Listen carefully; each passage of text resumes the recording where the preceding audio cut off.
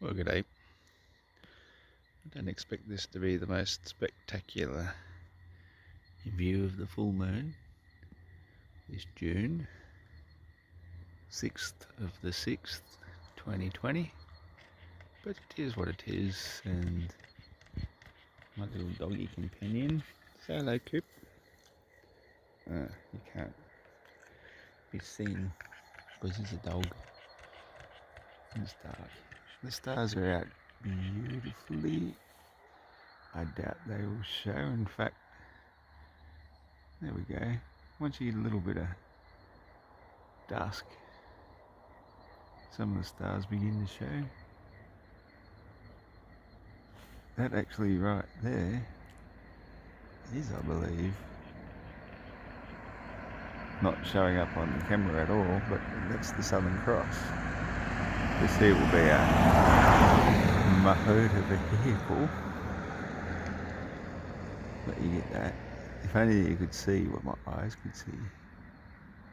I guess I should get better photography equipment one of these days, but you can already see the Milky Way going all the way across. There's the Southern Cross. Not those two bright ones on the left, but the two in the middle.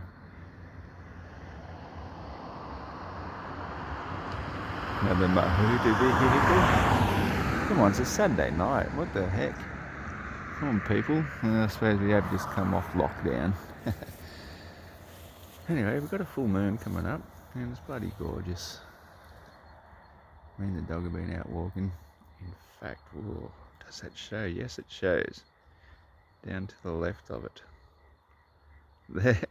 There is our 5G tower with its crown on top. Isn't it interesting? All these towers look like a crown, and our latest pandemic is named Crown Virus, which is what Corona actually means. And then we have it also mysteriously out of nowhere comes the other name. Oh, it's COVID-19, like covert ID. So yeah, go get your shots, get your microchip.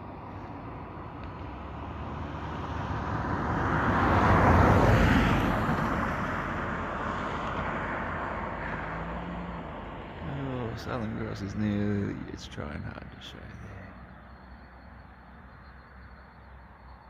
Yeah, because all this bullshit, this man-made bullshit,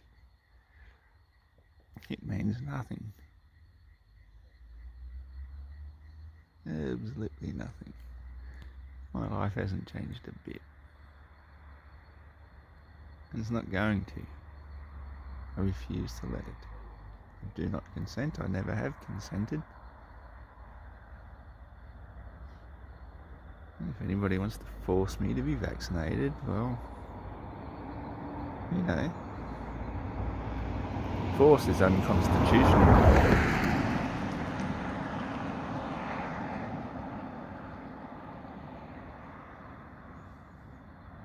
Everybody has a right to self-defense. And so, if it means you have to use more force to defend yourself, to oppose an attacker, to stop them from attacking you for the sake of self-defense, then that is the law. That is the law of nature. No one can take that away from you. They might tell you they can take it away from you, but they cannot take it away from you. It is the natural law. It is the law of the land. It is every human being's right to live freely, to pursue happiness, freedom, to reproduce, to grow your own food, to do as you will, so long as you are causing no harm towards somebody who would declare you have caused them harm. It is what bearing false witness is, if it isn't true.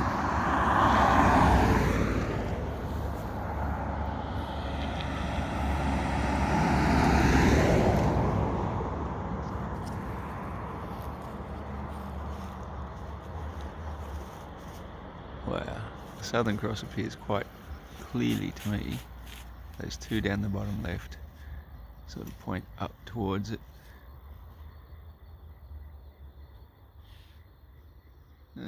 Just does not show on the camera screen. Anyway, not that I can see. But to my eyes, there's hundreds and hundreds of stars, even with a full moon. How cool is that? So anyway, I might just chill here for a little while and have a sip of beer. You're welcome to stay with me if you like.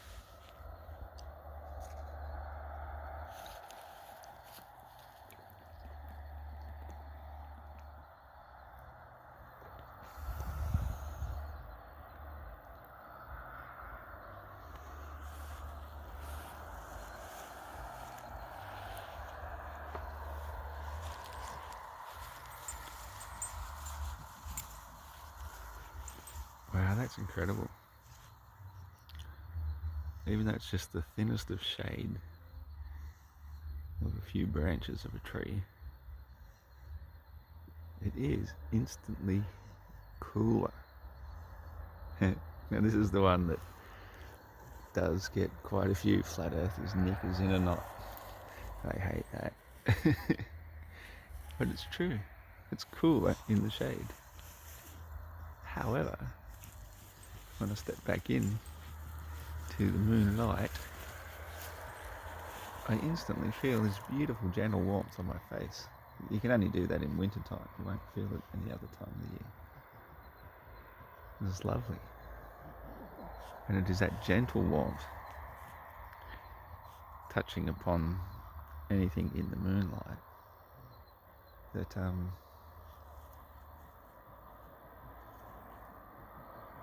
increases the temperature just enough so that as it's naturally losing its heat on a cloudless night, which it has to be if it's going to be hit by moonlight, it's already losing its heat, so you apply a tiny little multiplication effect to that, then the heat rises even faster. And, well, what happens when heat rises? Well, heat has to have a medium as well. Obviously then it must be the medium of air. The same thing that people call gravity.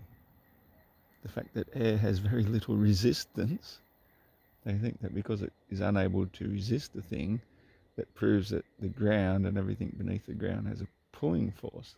It's not the case at all. It's just the fact that air doesn't have a resistant force. So a thing made of stuff that comes from the ground returns to the ground without resistance. It's not that hard a concept to actually understand. And so when it comes to heat, it is a form of energy as much a part of light as anything else, I guess. And light has a double meaning. You've got heavy and you've got light. You've got dark and you've got light. So dark and heavy are more or less synonymous in the overall scheme of things. Dark is always down, heavy is always down, light is always enlightening, is always up, it raises, it lifts. And so heat as a side effect of light lifts, it raises, heat rises. And to replace the heat as it rises, in this case the medium of air, then cooler air from the surrounding shadows, where it is noticeably cooler, comes in and fills the place, which by its own nature also cools down the object in the moonlight. So it has a multiplication effect once again. Air is beautiful like that, the way it has a multiplication effect. It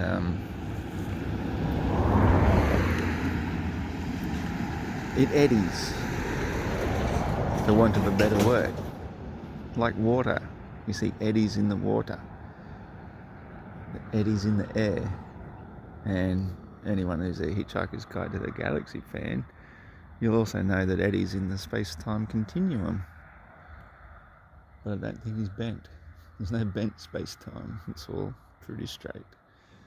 Although eddies, of course, eddy. They swirl. They're vortices. Vortexes. And so the eddies in the air continuum, as the warm air rises, the cool air replaces it down lower. That's how it creates eddies, which butterfly effect in the long term creates weather patterns.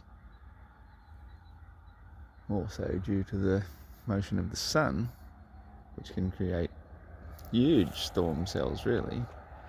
High pressure cells, low pressure cells. Well, it's the low pressure that actually create the storm cells. And the reason they exist on either side of the equator going opposite directions is because the sun is like the rudder in the sky of the air. As it moves past, the vortices spiral away in opposite directions. And that is why hurricanes and cyclones appear to go in opposite directions. Nothing to do with a Coriolis force from the spin of the Earth, because that would make no sense. Because in the heliocentric model, the entire planet is spinning in the same direction. And the equator is tilted. So, yeah, it's sort of a bit bogus, their concept of it. As you can see how flat and motionless the Earth is. It ain't moving. The moon is slowly advancing towards us, which gives it the appearance of getting higher and higher as it gets nearer. Normal perspective. So, once you understand the concept of heat rising, cooler air filling the gaps, vortices and eddies, everything just becomes so apparent. You no longer have to appeal to authority, to appeal to theory, to appeal to all these nonsense terms that the globe believers, the faithful heliocentrists profess to believe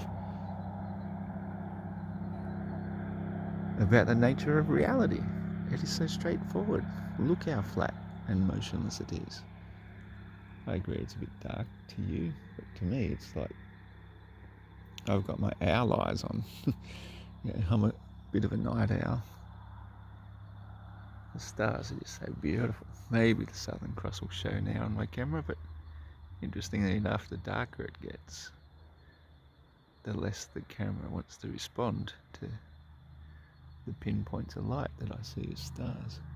So I just keep focusing on the moon while I finish this beer before I take my little doggy home.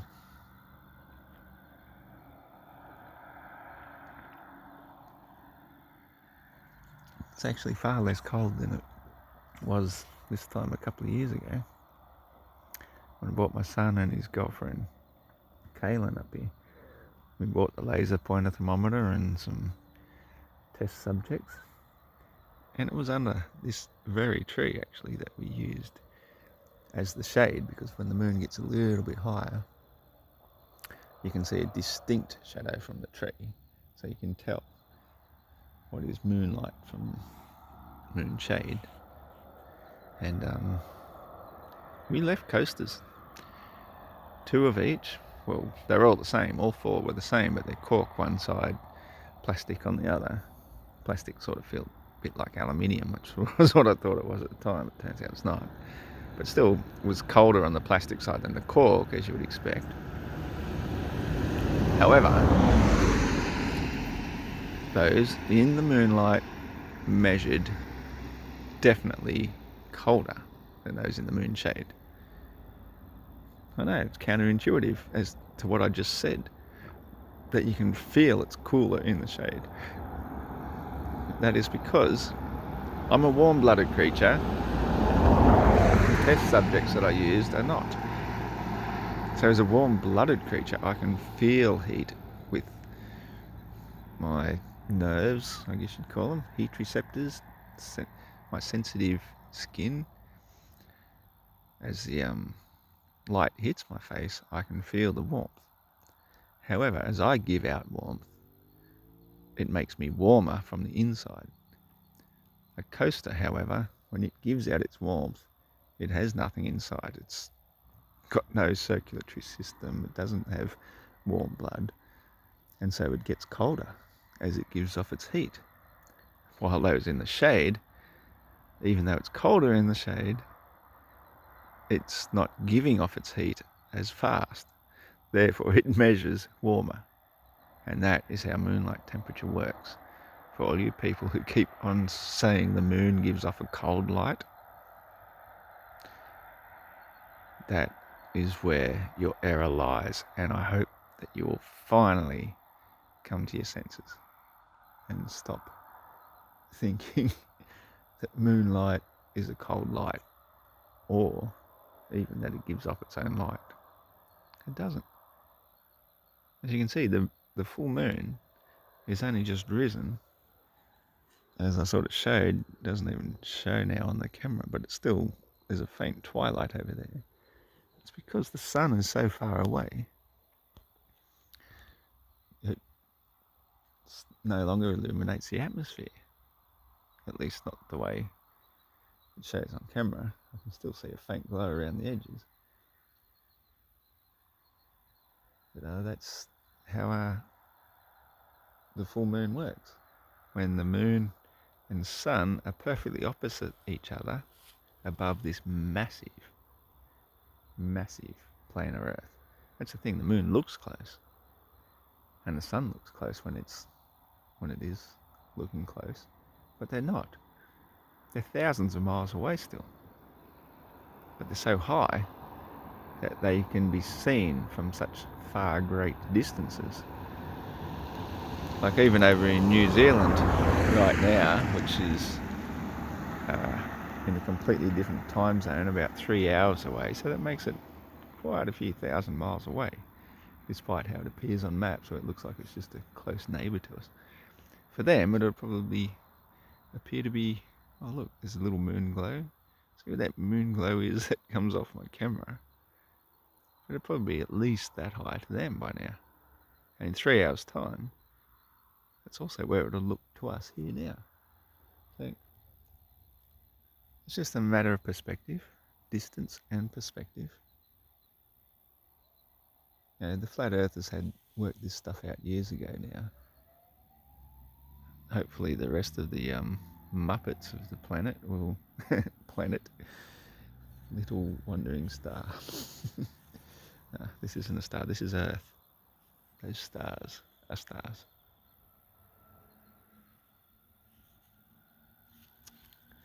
Looks like the bloody land pirates are out looking for more revenue. It's a long weekend, so double demerits, double fines. Seen heaps of them around this morning too. Actually worked today. Wasn't expecting to work on a Saturday, but got the call yesterday and I had a beautiful day off yesterday. Oh, there it goes. Sirens. That's Ambos. Surely. That many lights. Cool. Not the land pirates after all.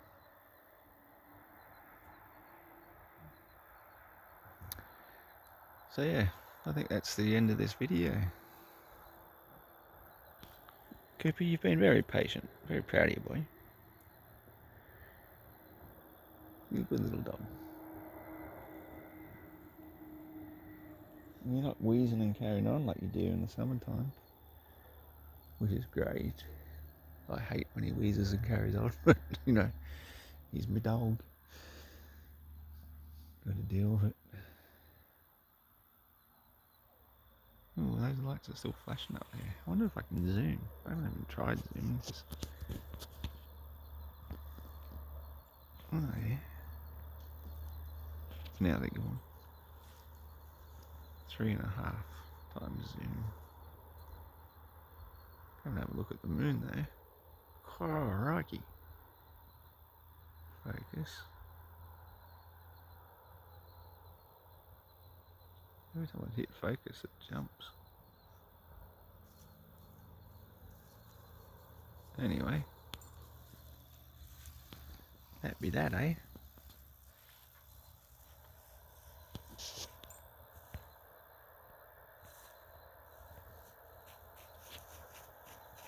That's the moon. 6/6/2020.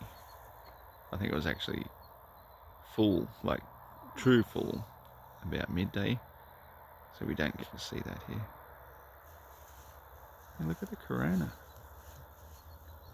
Interesting. Nature of light. And the nature of light is going to be my next big thing I'll finally get around to doing. But for the meantime, 0.5 times and all the light goes. Back up to 1 times and the light comes back. See, light is an exposure issue. This is what we get into.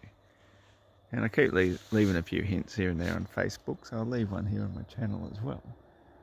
And that is to say, not only is light an exposure issue, but as you can just see from my camera, it is unique to each and every viewer of it. It is not a generic light, despite us all having a common experience of it most of the time, and we just think it's just the one sun or moon or whatever. It is unique to the eye of each and every viewer. This is Flat Earth Aussie Roscoe, or depending on which channel you're watching now, because I got a new one, this is also Flat Earth Aussie Jesus. Signing out and wishing you well. And don't forget, on the 22nd of this month, the Son of God will return. You're welcome. Catch you later.